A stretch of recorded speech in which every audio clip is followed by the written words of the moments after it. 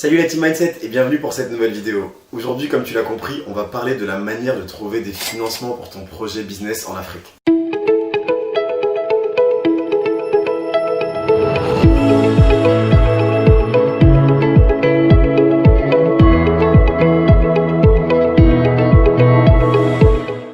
Si tu me découvres grâce à cette vidéo, je m'appelle Al-Mansour Diallo, je suis entrepreneur et fondateur d'une société de chauffeurs privés qui s'appelle Naveco. Sur cette chaîne, tu retrouveras de la motivation, des interviews d'entrepreneurs inspirantes et tout ce qu'il te faut pour pouvoir passer ton business à un autre niveau. Cette vidéo est la 5e d'une série de 7 vidéos dédiées essentiellement au business en Afrique, Mindset for Africa.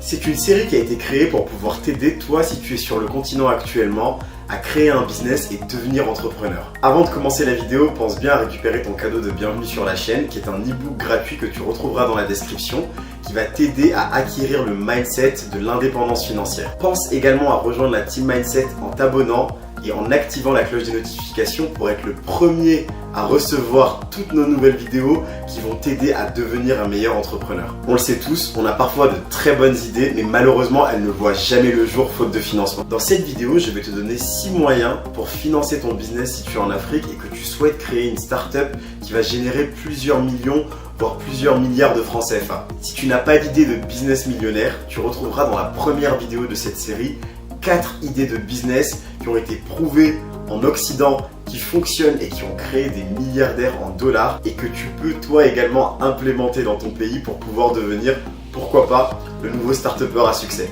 Reste bien jusqu'à la fin de la vidéo car je te donnerai une liste de fonds d'investissement spécialement dédiés aux startups que tu peux contacter également si tu es en Afrique. C'est parti pour les 6 moyens pour pouvoir trouver ton investissement. Alors le moyen numéro 1 pour pouvoir financer ton entreprise est tout simplement l'autofinancement. L'autofinancement, comme son nom l'indique, ça va être la manière de te financer par tes propres moyens. Cela va être grâce à ton épargne par exemple que tu auras mis de côté grâce à un travail précédent que tu auras eu ou en faisant appel à des associés qui eux-mêmes vont apporter au capital de ton entreprise pour pouvoir te faciliter le lancement de celle-ci. Une astuce que tu peux utiliser pour pouvoir t'autofinancer, c'est de lancer dans un premier temps un petit business avant de t'attaquer à un secteur beaucoup plus gros, comme les secteurs que je cite dans la vidéo numéro 1 de cette série. Tu peux lancer un petit business qui ne te demandera pas de fonds. Si tu n'as pas d'idée, tu peux aller regarder le 2e épisode de cette série qui te donnera 4 idées de business à lancer avec 0 francs CFA directement depuis chez toi. Suite à la création de ce business, tu vas pouvoir, grâce aux fonds générés, te lancer dans un projet qui sera plus élevé. Le désavantage dans cette situation simplement, c'est que cela prendra plus de temps pour pouvoir lancer ton projet. L'avantage d'avoir des associés, en plus de t'apporter du capital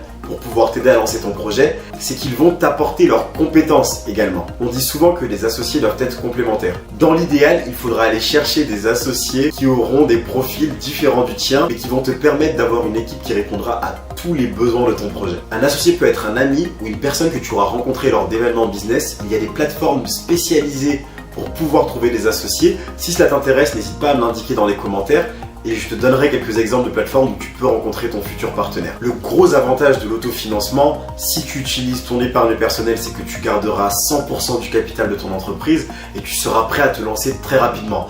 D'où l'importance d'avoir de l'épargne. La deuxième méthode pour pouvoir financer ta startup, ton business que tu souhaites lancer, c'est d'utiliser ce que l'on appelle le love money. Le love money est généralement méconnu. Que ce soit en Occident ou en Afrique, ça consiste dans le fait d'utiliser l'argent de tes proches. Le love money peut être une très bonne méthode à utiliser pour pouvoir éviter les garanties bancaires et la difficulté que tu peux avoir à faire un prêt lorsque tu commences une entreprise sans aucune garantie pour la banque. En fait, le love money peut être établi de plusieurs manières. Tu peux, tout comme pour un associé, faire rentrer tes proches dans le capital de ton entreprise ou tout simplement considérer que cela est une avance de trésorerie de la part de ta famille. La famille va avoir tendance à croire dans ton projet sans avoir à te demander de fournir un business plan extrêmement détaillé comme le demanderait un investisseur. Cela peut donc être un moyen très rapide de pouvoir te lancer tout en garantissant à ta famille que ton projet est viable et en les remboursant dès que tu le pourras. Tu peux également demander à faire tout simplement un prêt, une avance de trésorerie. Cela est un moyen de faire parler la fameuse solidarité africaine. La 3e méthode pour pouvoir financer ton projet, et c'est une méthode très intéressante, c'est le crowdfunding. En fait, le crowdfunding, ça veut dire financement par la foule.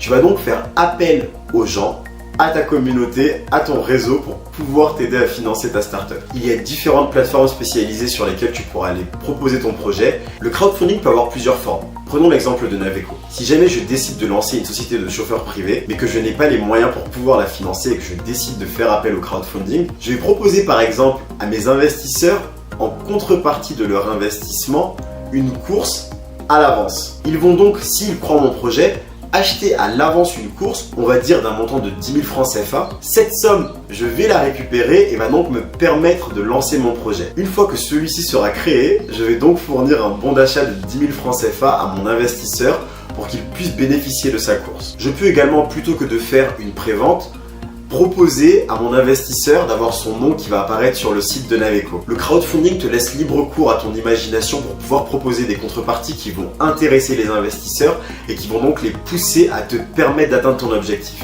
N'hésite pas à me dire dans les commentaires si tu souhaites en savoir plus. J'ai accompagné plusieurs entrepreneurs qui souhaitaient lancer une campagne de crowdfunding.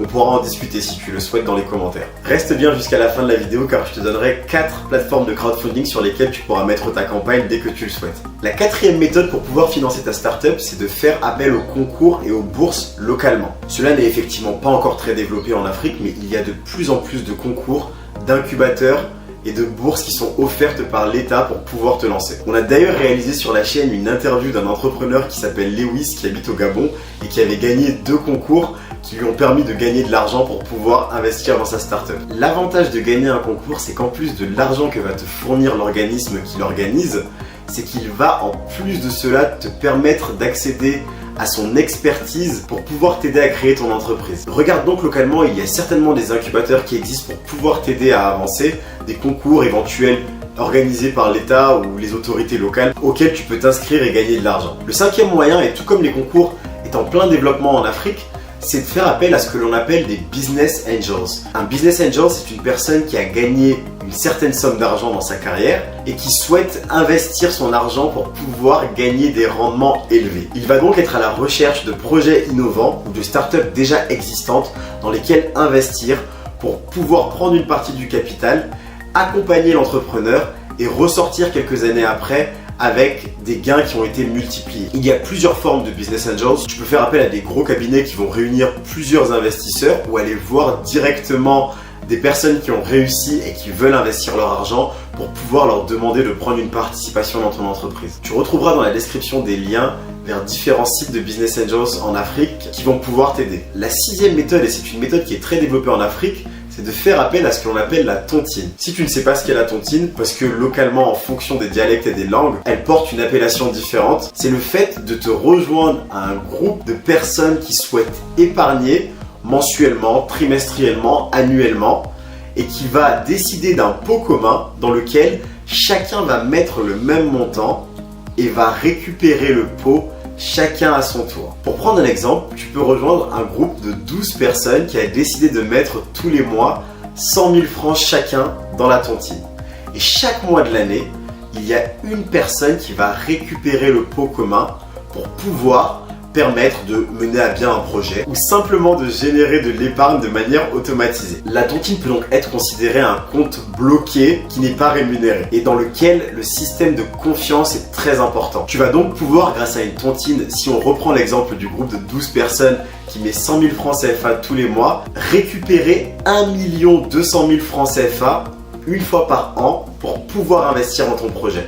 Cela va te permettre, par exemple, lorsque tu vas rejoindre le groupe, de décider d'être le premier ou le deuxième à bénéficier de cette somme, d'acquérir très rapidement un montant beaucoup plus élevé que tu n'aurais pu épargner, puis grâce aux bénéfices générés avec ton business, remettre tous les mois dans le pot commun pour que les autres puissent à leur tour bénéficier également de cette somme-là. Il y a également plusieurs autres moyens de se financer que je n'ai pas cités dans la vidéo car j'estime qu'en Afrique c'est beaucoup plus difficile lorsque tu démarres sans garantie et sans capital, comme par exemple d'aller voir tout simplement une banque traditionnelle, mais les taux sont souvent prohibitifs car tu peux monter en Afrique très rapidement sur des taux qui vont être entre 10 et 20% pour un prêt et cela peut très rapidement te mener au surendettement.